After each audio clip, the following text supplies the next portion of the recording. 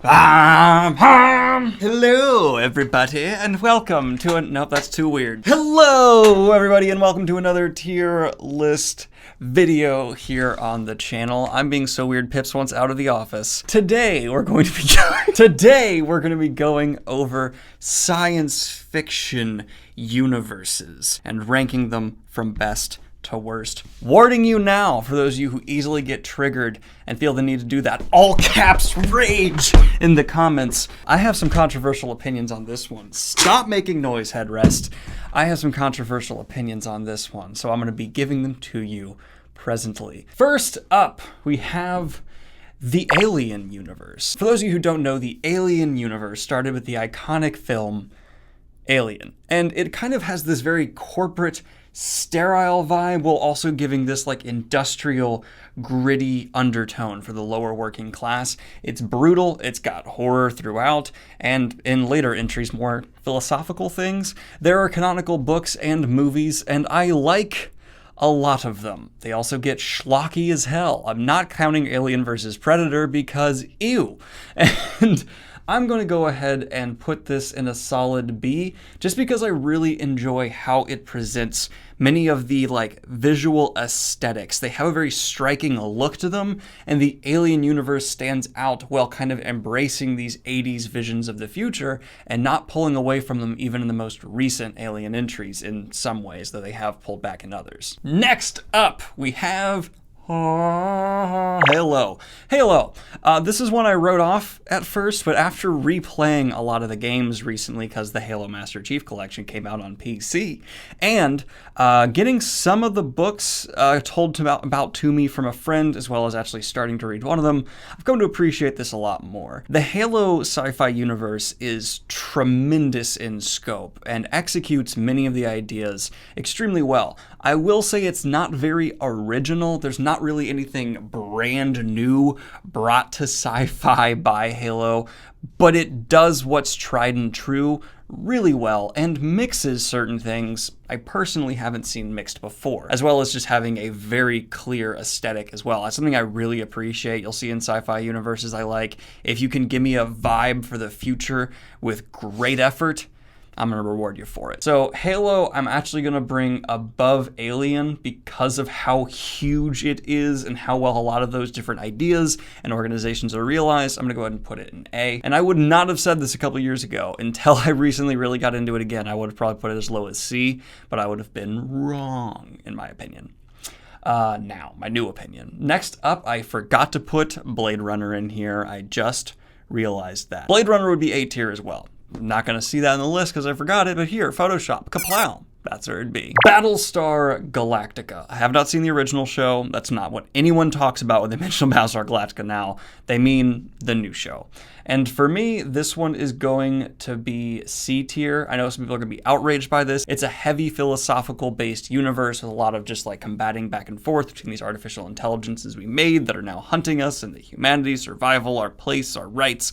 But there's just not a huge scope because the story is essentially following humanity in these ships as they're running from these other ships. There's not a whole lot to this. There's some planets that are visited. There's some depth to the actual world, but that's not the focus of this Battlestar Galactica show. I don't think it really spent a ton of time trying to make this the deepest world, and instead, it's so much more caring about the characters. I will say these ships do feel alive and breathing. The Battlestar Galactica especially feels like a character that is a part of the crew. I'm remembering how repetitive the Halo universe can be. That's something I do hold against it. Maybe I want to bring it lower.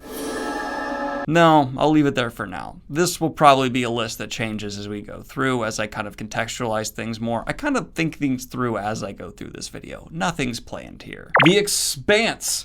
I am currently on the 5th book Yes, and already I know this belongs to be in S tier. Pretty much every appeal I have said up until now for these various universes is realized to even greater effect for the Expanse universe.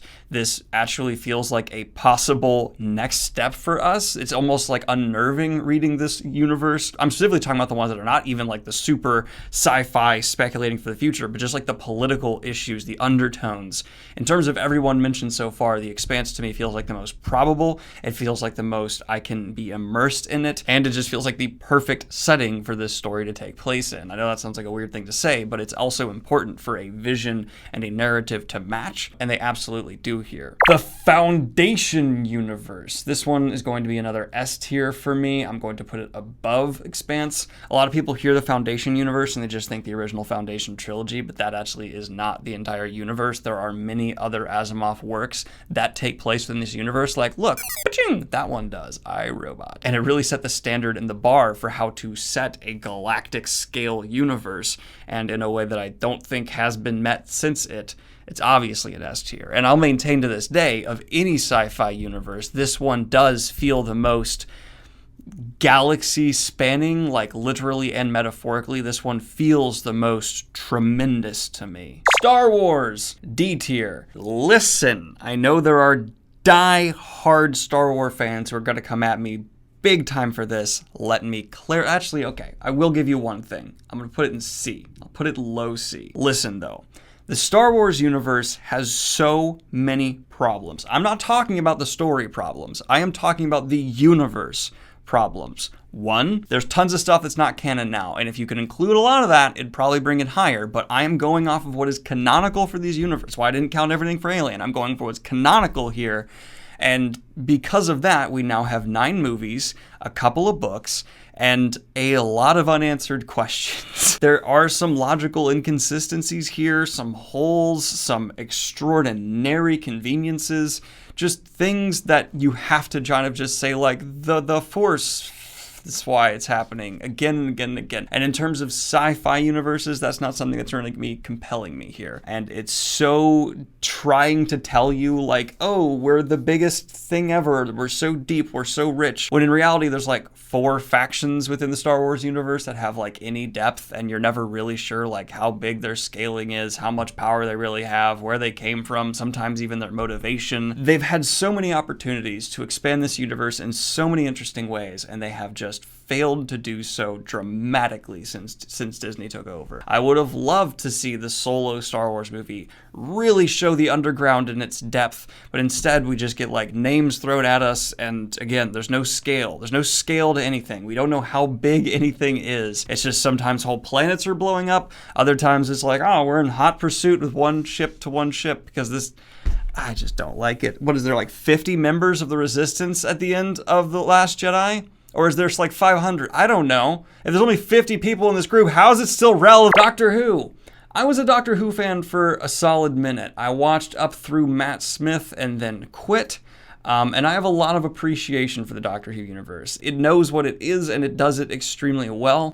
It has some problems, but with the tone like it has, I'm not going to be super mad about that. And I would say, in terms of accomplishing its goal, I would put it high. It's currently, from what I understand, I haven't watched in a minute, having some issues. But going off of just up through Matt Smith, for me, in my own personal list, I'll put it high B, probably top of B right now. I don't think, well, no, going back to its incredible history, this has been around for so long and been so influential, I would be doing a disservice to not put it higher. I think top of A is good for now, because if you look back at the extraordinary history of this sci-fi universe and how influential it's been, yeah, it belongs to be there. Dune! Dune. I'm gonna put it also in S tier, just below the Expanse though. Dune is top of the line sci-fi universe. I noted this in my review, that this amount of world building in one single book is absolutely stunning.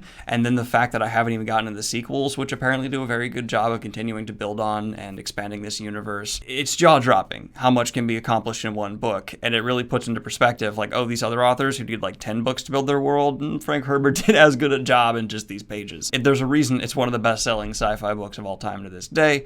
And while I don't think that Frank Herbert was the best writer of all time in terms of his technical craft. He's one of the best ideas guys the genre's ever seen, and that is reflected in his world building. The Matrix.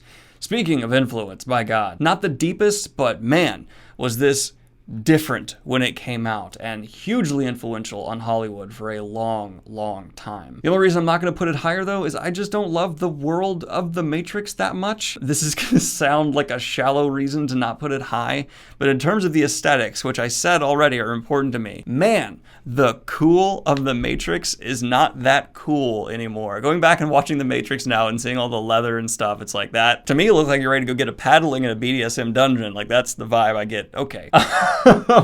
And, you know, it has some cool vibes, especially when they're out of the Matrix, and I like the combating and warring with the technology, but in that setting, in their secondary setting for this story, that's not as original, that's not as game-changing. So it's kind of, where we're gonna put it, I'm gonna put it just above Alien for me. Man, this is gonna be one I go back and I rearrange a lot at the end here. Firefly, I am putting in Salute, because man, this was a great seed, and it was unable to ever blossom, and I can't rank it. It was a lot of cool, interesting ideas that had potential, and then they just went away, and I can't rank it, and I'm sad about that.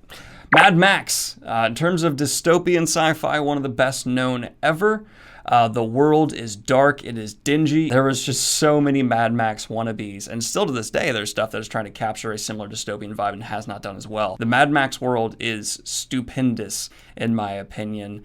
And it's ever evolving. There's this continual deterioration to it. It's interesting to see how the universe just gets like harsher and harsher and harsher. But for me, it's still not going to be anywhere near on the level of a lot of these greats. And I'm going to put it low C for me. Man, I really want to change this up already. Larry Niven's Known Space. For those of you who don't know, this is like Ringworld, blah, blah, blah, a lot of those kind of things I read ages and ages and ages ago, but I still remember for being spectacular. Known Space for me is going to be a very high A, probably just above Doctor Who. Larry Niven is one of the greatest sci-fi minds of all time. It's worth your time. And a lot of people constantly ask me, like, what sci-fi books should I get into? Like, I've heard of Asimov, but a lot of people don't bring up Larry Niven.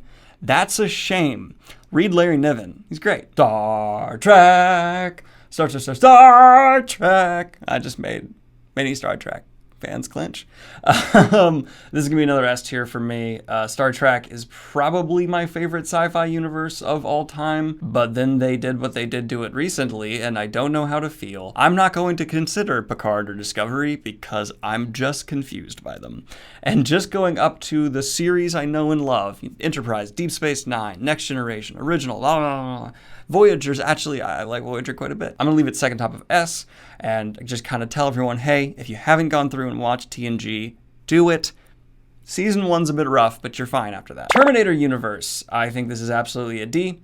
And definitely worse than Star Wars, no question there. Talk about formulaic. And the couple times they've tried to break that formula, they've done a horrendous job. So I think this is just a not even universe. Like, the Terminator universe is not a universe. It's one idea that they know they can make money off of, so they keep rehashing that idea. And when they've tried to expand it, they don't know what to do, so they fall apart. And now it's just the most... It's just a wheel spinning. Oh, John Connor and John Connor, John Connor, John Connor. I don't like it. It's barely, I would not count it as a universe. It's just a cash grab. The first two movies were awesome. Nothing really good from there. Sarah Connor Chronicles were all right. Planet of the Apes weirdly turned out okay. I've seen all the new Planet of the Apes movies. They're not very great, but they're watchable, and there's an interesting something here. I don't even know what to really say. It's gonna be probably just below Mad Max for me, but I don't hate it. It's fine. I hate like the original movies. I think those have aged terribly. The Mark Wahlberg one's the worst, obviously, but the new ones aren't bad. They're better than they seem they should be. It's a strange thing to say, but you know what I mean. And then the final here, Bobverse.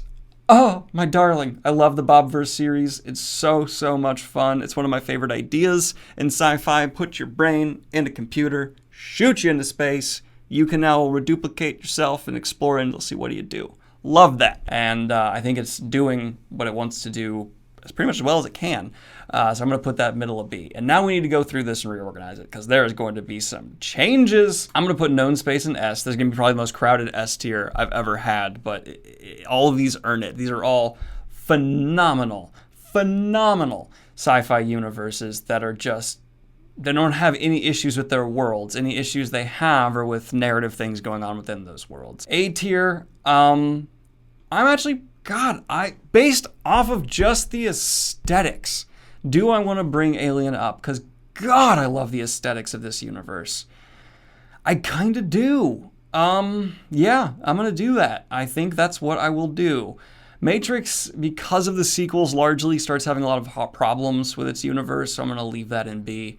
Bobverse, I'm actually going to bring above the Matrix. For that reason, Bobverse is just getting better and better. Matrix is getting, well, we'll see what happens with this next movie. Then we have Battlestar Galactica, definitely going to bring that above Matrix. That should have been there in the first place. No question. Mad Max. You know what? I want to bring a dystopian a little higher because we don't have a lot of dystopian representation on this list, and that is one of the greatest dystopians ever. I'll leave Planet of the Apes alone. Actually, no, because of the issues that come up with The Matrix, I'm bringing that lower to C. Yeah, Star Wars and Terminator belong with the worst of the worst. Star Wars has really great ideas that it has floundered and failed to do anything interesting with since the prequel movies, and my patience is out. I have no more patience for it. I'm done with it. Moving on. And Terminator is just literally a spinning wheel. And Firefly, I would have loved to see what you were gonna do, but that's all I got. And this has been your latest tier list, man! Let me know what you would have done with this tier list by clicking the link in the description and taking yourself to there and filling out on your own. Send it to me on Twitter. I love to see y'all's responses and replies and, firing backs at me. Remember, the Blade Runner universe would have been A tier, probably just above Halo for me. And like and subscribe if you have not already. Hit the Patreon if you want to support what I do here. Have a good one, y'all. Peace.